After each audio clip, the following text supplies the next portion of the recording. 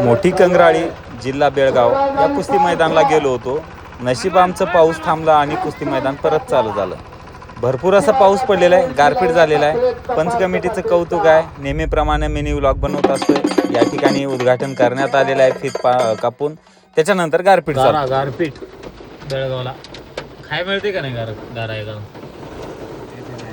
Catch पकडताय गारा गाडीत गारा पडायल्यात खावा गारा पांढरी. या भागामध्ये भरपूर पाऊस पडले, गारपीट पडलं. आता वाटलं मैदान कॅन्सल होतंय काय की पब्लिक गेलेलं परत आलेलं आहे. बघू शकता पब्लिक भरपूर आहे.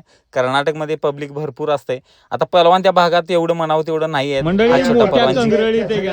पहलवान गदा घेतलेला आता त्यालाच विचारूया पहिल्यांदा गदा घेतला का याच्या अगोदर पण गदा घेतली. पहलवान कुठल्या तालमीत सराव करताय? लहान कंगराळी तुमच्या इथलाय पटाय का तुमचा?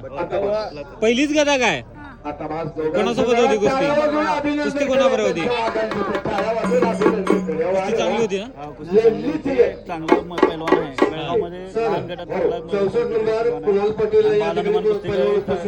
प्रॅक्टिसला आहे आणि मी माझ्या याच्याकडे लक्ष देतो.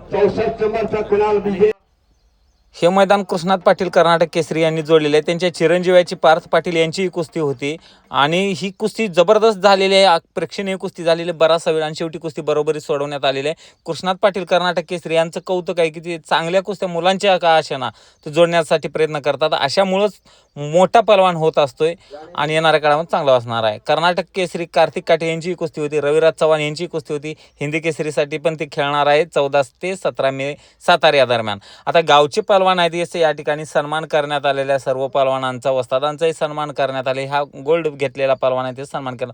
हर्षद भाऊ सदगिरी यांची कुस्ती होती आणि त्याच्यानंतर होती मिर्झायरा आणि भूपेंद्र सिंह आजनाला यांची कुस्ती आणि शेवटची कुस्ती होती ती आणि शेवटच्या कुस्तीमध्ये ते विजय झालेले आहेत. हर्षद भाऊ सदगीर पण विजय झालेले आहेत आणि या सर्व पहलवानांचं कौतुक आहे की खूप चांगल्या कुस्त्या झाल्या. पावसानं साथ दिलेली आहे त्यामुळं पावसांचं खरोखर मनापासून आभार व्यक्त केलं पाहिजे. नसेल तर हे सर्व मैदान वेस्ट गेलं असतं. आयोजकांचंही नुकसान झालं असतं, पहलवानांचंही नुकसान झालं काय असतं. सांगाल? तर या मैदान मला वाटत होतं कुठे कॅन्सल करण्याची वेळ येईल काय की कारण भरपूर पाऊस पडलेला, परंतु तुम्ही ठोस निर्णय घेऊन हे कसल्याही परिस्थितीत मैदान कॅन्सल होऊ दिलेलं नाही आणि यशस्वीरित्या हे मैदान संपन्न झालेलं आहे. काय सांगा?